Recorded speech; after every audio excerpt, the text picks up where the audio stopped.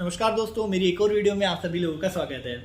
तो देखिए फ्रेंड्स, आज हम डिस्कस करने वाले हैं सीपीसी के ऑर्डर। ठीक है, तो मैं उन सीपीसी के जो ऑर्डर्स होते हैं, सिविल प्रोसीजर कोड या सिविल कोड के जो हमारे ऑर्डर्स होते हैं, सेक्शन 158 होते हैं और 58 ऑर्डर्स होते हैं, लेकिन उसमें से जो 21 जो मेन ऑर्डर्स होते हैं उसका डिस्कशन करने वाले हैं। अब ये ऑर्डर्स क्या है, उससे पहले मैं आपको बताना चाहूँगा कि जीवन में हर एक व्यक्ति को जिंदा पैदा होना पड़ता है, मरना पड़ता है। उसी तरह जीवन में हर एक व्यक्ति को किसी ना किसी कारणवश कोर्ट में तो जाना ही पड़ता है। चाहे वो खुद के लिए जाएगा, चाहे पड़ोसी के लिए जाएगा, चाहे फ्रेंड के लिए जाएगा, चाहे वो अपने किसी भी रिलीजन के उसमें उसको जाना ही पड़ता है। आपके जीवन में कभी ना कभी ऐसी घटना हो ही जाती है।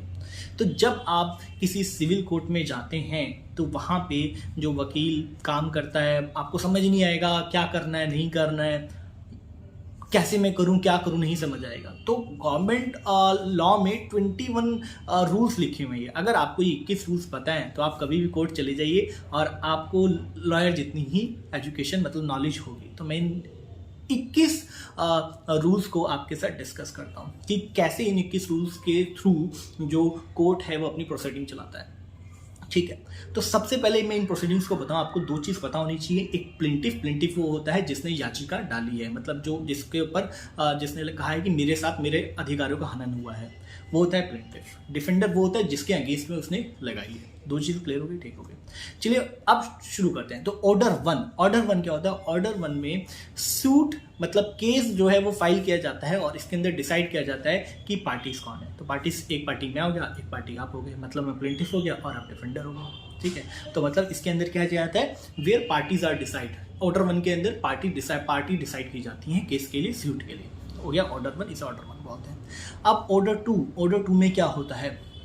फ्रेमिंग ऑफ सूट मतलब कौन सी पार्टी जा रही है भाई। प्लेंटिफ कौन है, मतलब मैं प्लेंटिफ हूं या आप प्लेंटिफ हैं, मतलब फ्रेमिंग ऑफ सूट मतलब कोर्ट जाना। ठीक है, और इसके अंदर प्लेंटिफ कौन है। तो पहला मैंने बता दिया, आपको समझ आ गया कि पार्टीज कौन है। दूसरा मैंने आपको बताया कि भैया प्लेंटिफ कौन है, फ्रेमिंग ऑफ सूट करना कि हम कोर्ट जा रहे हैं, कौन कोर्ट जा रहा है। ठीक है, और उसमें प्लेंटिफ कौन है। ठीक है, ये हो गया फ्रेमिंग ऑफ सूट। तो आपसे पूछा जा सकता है but is framing of suit, तो आप लिख सकते हैं framing of suit the candidate goes to the court and it's clearly mention who is plaintiff there. ठीक है, and who is defender there. ठीक है, ये हो गया, कोर्ट जाना हो गया। उसके बाद होता है जब आपने भैया ये भी डिसाइड कर लिया कि कौन व्यक्ति पार्टीज है, कौन कोर्ट जा रहा है। तो भैया जब कोर्ट जाओगे तो आप जज के सामने जाके थोड़ी कह दोगे जी मेरा केस लड़ो और मेरे साथ ये हुआ है। आपको एक वकील हायर करना पड़ेगा। ठीक है, तो जो वकील हायर करना पड़ेगा उसे बोलते हैं एडवोकेट और प्लीडर। ठीक है, जो आपके बिहाफ पे आपकी कंप्लेंट कोर्ट के अंदर को देगा, आपकी याचिका को देगा, उसको प्लीडर बोलते हैं। तो अगर कोई पूछ ले प्लीडर क्या है, तो pleaders are also known as advocate. वो फाइल यूर प्लेंट, मतलब जो कि आपकी कंप्लेंट फाइल करते हैं कोर्ट में, मतलब जो आप उसको एक स्टोरी सुनाओगे वो उसको एक फ्रेमवर्क में डालेगा और कोर्ट में सबमिट करेगा, उसको बोलते हैं प्लेंट, और ये प्लीडर कहा जाता है। ठीक है, इसको प्लीडर एडवोकेट कहा जाता है। ये हो गया था हमारा ऑर्डर नंबर 4। अब ऑर्डर नंबर 4 के बाद आ जाती है ऑर्डर नंबर 5 के बाद। भाई जब आपने याचिका डाल दी कि भाई मेरे साथ हनन हुआ है, आपने उसमें ये भी लिखा होगा किसने आपके अधिकारों का हनन किया है ना। तो अधिकारों का जब हनन की बात आती है तो क्या होता है कि हमने 4 में बताया था प्लीडर और 5 में हमने बताया था कि प्लेंट हमने दायर कर दी।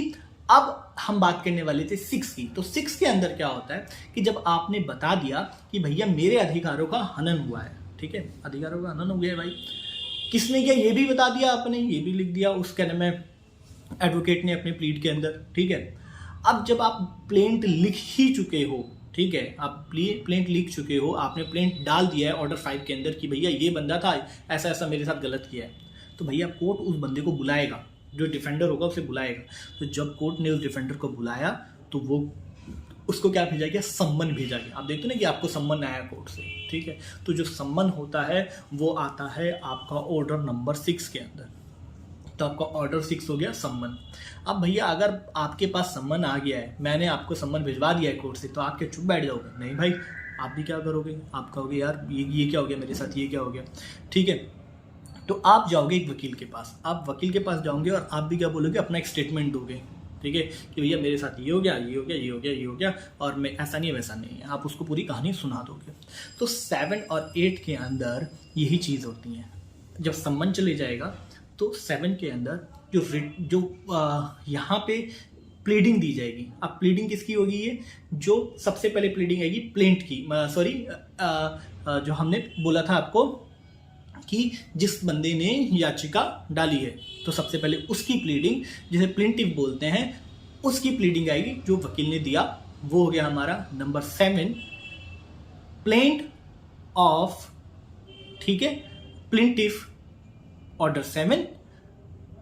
फिर दोबारा रिटन स्टेटमेंट, क्योंकि आपने एक बंदे पे आरोप लगाया था, तो जो रिटन स्टेटमेंट उस बंदे के द्वारा दी जाएगी, प्लीड दी जाएगी उसके वकील के द्वारा, ठीक है, वो ऑर्डर नंबर 8 में आ जाएगी। ठीक है, 7 और 8 में सिर्फ दोनों के रिटन स्टेटमेंट आने, जो 7 में उसका स्टेटमेंट आया जिसने केस डाला था, और 8 में उसका मतलब उसकी प्लीडिंग आई 7 में, और 8 में प्लीडिंग आई जिसके ऊपर मैंने आपके ऊपर केस डाला, तो आपने रिटन स्टेटमेंट दिया उसका। ठीक है भैया, पार्टी भी डिसाइड हो गई, वकील भी हायर कर लिया, केस भी हो गया, सम्मन भी भेज दिया।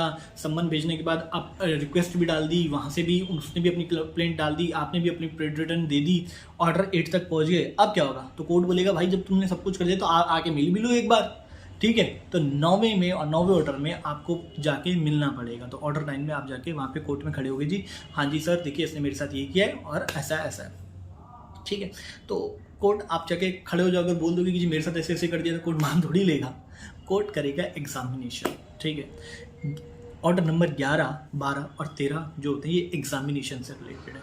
तो 11 में सबसे पहले वो एग्जामिन करेगा कि हाँ भाई ये जो लगा रहे हैं ये कुछ जेन्युइन टाइप केस है भी या नहीं है। ठीक है, दूसरा जैसे कि मैंने बोला कि 10वें में एग्जामिनेशन करेगा।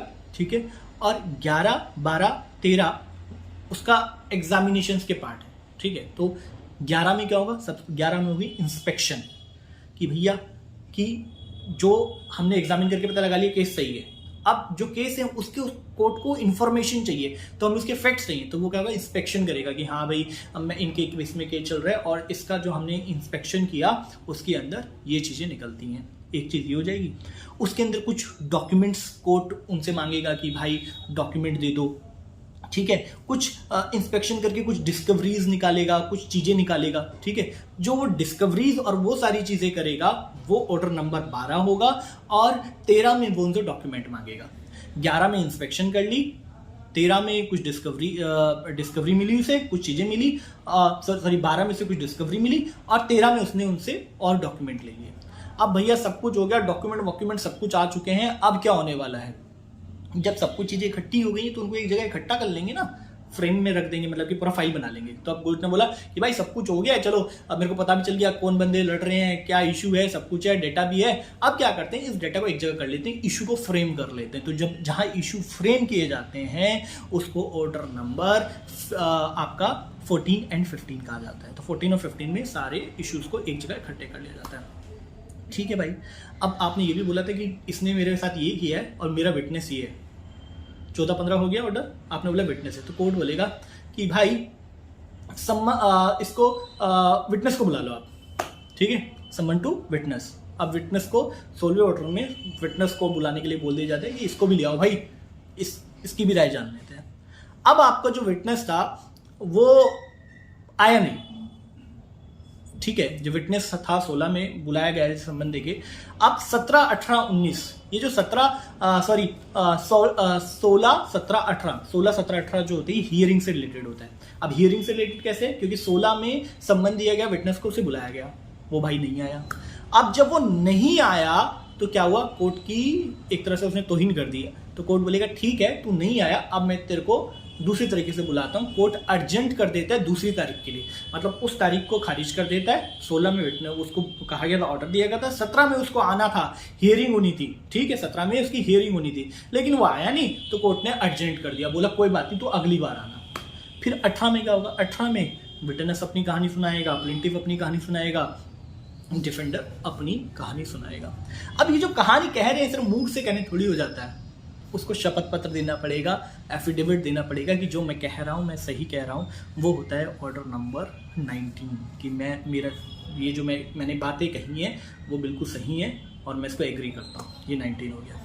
जब एफिडेविट भी दे दिया तो अब कोर्ट क्या करेगा, उन सबको पढ़ेगा, समझेगा, फिर वो क्या करेगा, वो अपनी जजमेंट और डिग्री देगा। जजमेंट और डिग्री किसमें आता है, 20 के अंदर, एफिडेविट 19, 20 के अंदर जजमेंट एंड डिग्री। और जो जजमेंट और डिग्री बना दी जाती है उसको फिर कोर्ट इम्प्लीमेंट करवाएगा प्रशासन के थ्रू। वो कहाँ होगा, उसको बोलेंगे एग्जीक्यूशन, वो होगा 21 में। तो फ्रेंड्स, ये कुछ एक स्टोरी की तरह था कि केस होगा, किसके ऊपर केस होगा, फिर विटनेस आएगा, पहले वकील हायर करना पड़ेगा, फिर आपका समन जाएगा। अगर आप पूरा स्टोरी भी लिख देते हैं 22 पॉइंट के अंदर, 21 पॉइंट के अंदर, ये होगा, ये होगा, ये होगा, ये होगा, ये होगा, स्टेप 1, स्टेप 2, स्टेप 3, 4, और आप काउंटिंग्स भी आपको याद नहीं है। वैसे तो ऑर्डर ही होता है, आपको हिसाब से लिखना है, लेकिन अगर आप पॉइंट्स में भी लिख देंगे तो भी आपका काम चल जाएगा। एग्जाम पॉइंट ऑफ व्यू से बहुत ज़रूरी है कि आपको ये पता हो। अगर आप स्टोरी भी लिख दोगे इस तरह से पूरा ऊपर से लेके 21 तक, तो भी काम चल जाएगा। तो ये आपके जीवन में ज़रूर काम आने वाला है। आशा करता हूँ मेरी इस वीडियो से सभी लोगों को फायदा होगा। Thank you so much, have a nice day. Please मेरी वीडियो को लाइक कीजिएगा, मेहनत लगती है बनाने में।